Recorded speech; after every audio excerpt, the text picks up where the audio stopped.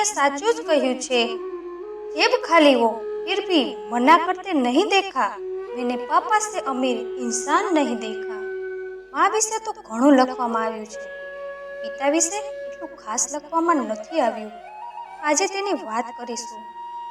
પિતાનું મહત્વ શું છે એના ઉપર એક નાની વાર્તા આજે તમને સંભળાવીશ।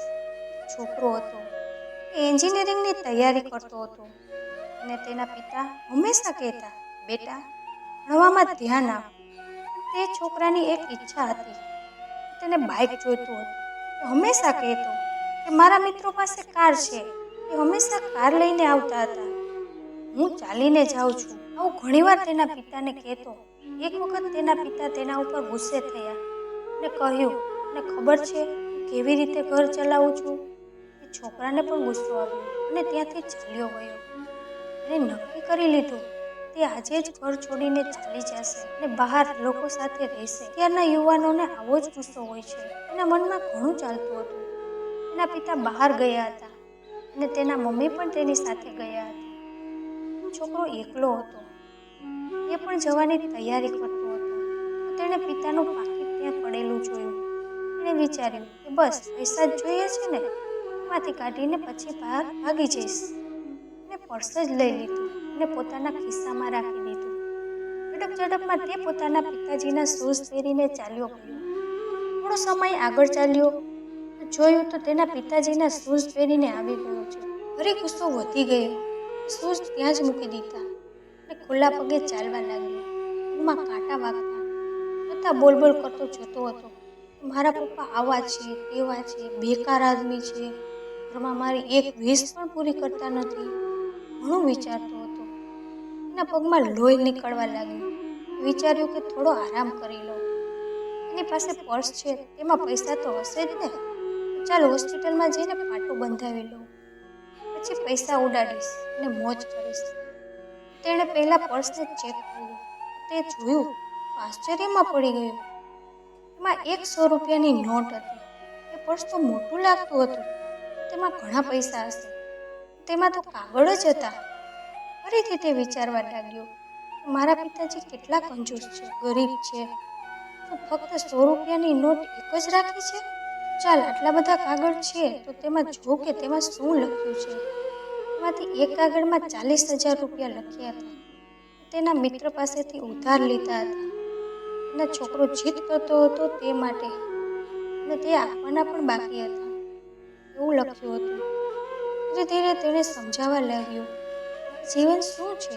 બાકીના કાગળ જોયા તો બધા કાગળમાં ઉધારીના પૈસા જ લખેલા હતા। એ સમજી ગયો જીવન ખરેખર શું છે। એમાં વીજળીનું બિલ, કરિયાણાનું બિલ, ઘણું બધું। વિચારતો હતો કે કેટલો ખર્ચ થાય છે, છતાં પિતાજી બધું જ સંભાળે છે। ધીરે ધીરે તેનો ગુસ્સો શાંત થવા લાગ્યો। ત્યારબાદ તેના હાથમાં એક એવો કાગળ આવ્યો, એમાં ઉધારીનું નહીં પણ જાહેરાતનો કાગળ હતો।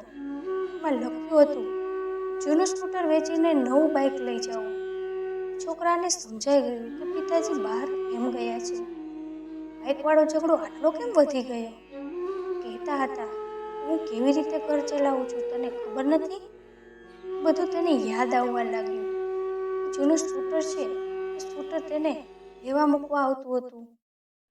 એ સ્કૂટર સાથે ઘણી યાદ જોડાયેલી છે, વેચવા માટે ગયા છે તેથી મારા માટે નવું બાઇક ખરીદી શકે। એની આંખમાં આંસુ આવી ગયા, દોડવા લાગ્યો પાછો તેના ઘર તરફ। એના ઘરે પહોંચ્યો તો તેના પિતા ત્યાં ન હતા, એના મમ્મી પણ ત્યાં ન હતા। કાગળમાં સરનામું જોયું અને તે જગ્યા ઉપર જવા નીકળી ગયો। ત્યાં જઈને જોયું તો પિતાજી વાત કરી રહ્યા હતા સ્કૂટર વેચવાની।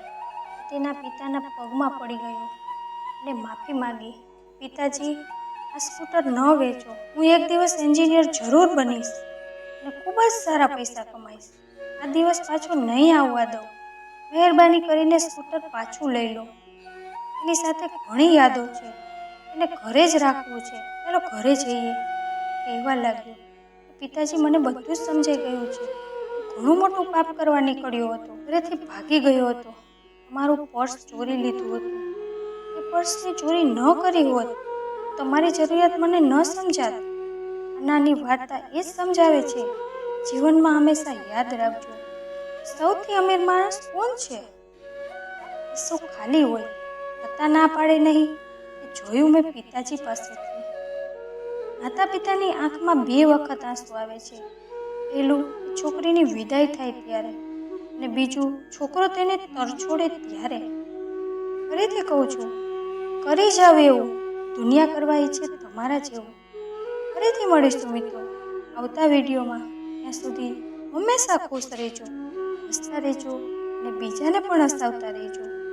જો તમને મારો આ વિડીયો ગમ્યો હોય તો લાઈક, શેર અને સબસ્ક્રાઈબ કરજો અને તમારા કિંમતી મંતવ્યો નીચે કોમેન્ટ બોક્સમાં જરૂર લખજો.